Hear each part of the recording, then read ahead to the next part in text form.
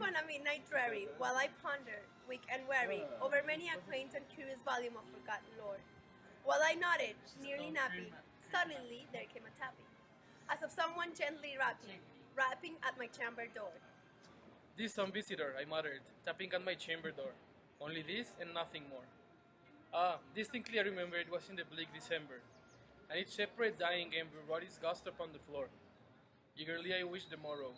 Vainly I had sought to borrow from my books surcease of sorrow, sorrow for the lost Lenore, for the rare and radiant maiden whom the ancients named Lenore, nameless here forevermore. And the silken sad uncertain rustling each purple curtain filled me with fantastic terrors never felt before, so that now, to steal the beating of my heart, I stood repeating, "'Tis some visitor entering entrance at my chamber door, some late visitor entering entrance at my chamber door, this it is, nothing more." Presently, my soul grew stronger, hesitating then no longer. Sir, said I, or madam, truly your forgiveness I implore. But the fact is, I was napping, and so gently you came rapping, and so faintly you came tapping, tapping at my chamber door, that I scarce was sure I heard you. Here I opened wide the door. Darkness there, and nothing more. Deep into the darkness peering, long I stood there wondering, fearing, doubting, dreaming, dreams no mortal ever dared to dream before. But the silence was unbroken, and the stillness gave no token, and the only word there spoken was the whispered word Lenore. This I whispered, and echo murmured back the word Lenore, merely this and nothing more. Back into the chamber turning, all my soul within me burning, soon again I heard a tapping something louder than before. Surely, said I, surely there is something at my window lattice. Let me see then, what threat is, and this mystery explore. Let my heart be still a moment, and this mystery explore. 'Tis the wind, and nothing more. Open here I flung the shutter, when, with many a flirt and flutter, in there stepped a stately raven of the saintly days of yore. Not the least obeisance made he, not a minute stopped or stayed he, but with mien of lord or lady, perched above my chamber door, perched upon a bust of Pallas just above my chamber door, perched and sat, and nothing more. Then this ebony bird beguiling my sad face into smiling, by the graven stern decorum of the countenance it wore. Though thy crest be shorn and shaven, though, I say, art sure no craven, ghastly grim and ancient raven wandering from the nightly shore. Tell me why thy lordly name is on the night's Plutonian shore. Quoth the raven, nevermore. Much I marvel this ungainly fool to hear this course so plainly, though its answer little meaning, little relevancy bore, for which we cannot help agreeing that no living human being ever yet was blessed with seeing bird above his chamber door, bird or beast upon the sculptured bust above his chamber door, with such name as nevermore.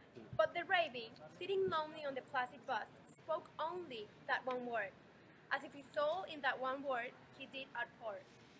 Nothing farther than he uttered, not a feather than he fluttered, till I scarcely more than muttered, other friends have flown before.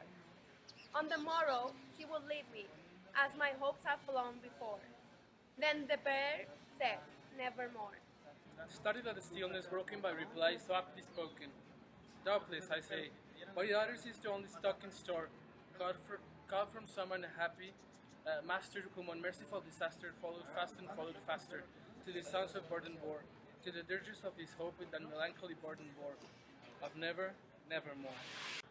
But the raven still beguiling all my fancy into smiling, straight I willed a cushioned seat upon bird and bust and door. Then upon the velvet sinking I betook myself into linking fancy unto fancy, thinking what this ominous bird of yore, what this grim, ungainly, ghastly, gaunt and ominous bird of yore meant in croaking nevermore.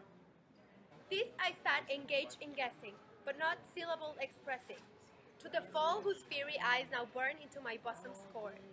This and more I sat divining, with my head at ease reclining, on the cushion's velvet lining, that the lamp light glowed o'er, but whose velvet violet lining, with the lamp light glowing o'er, she shall press, nevermore. Then methought the air grew denser, perfume from an unseen censer, soon by seraphim whose footfalls tinkle on the tufted floor. Wretch, I cried, thy God has lent thee, by these angels he has sent, respite and nepenthe from that memories of Lenore.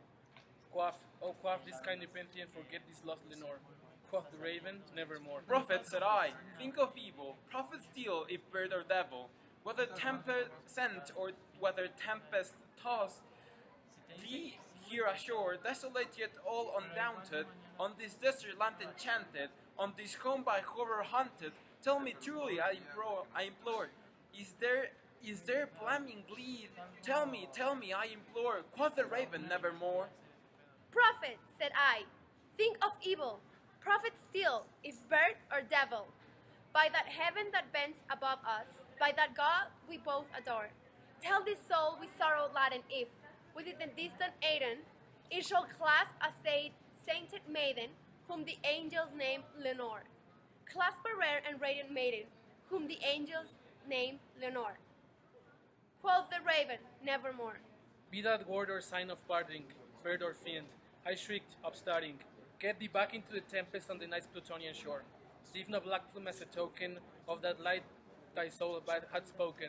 Leave my loneliness unbroken, quit the bustave of my door.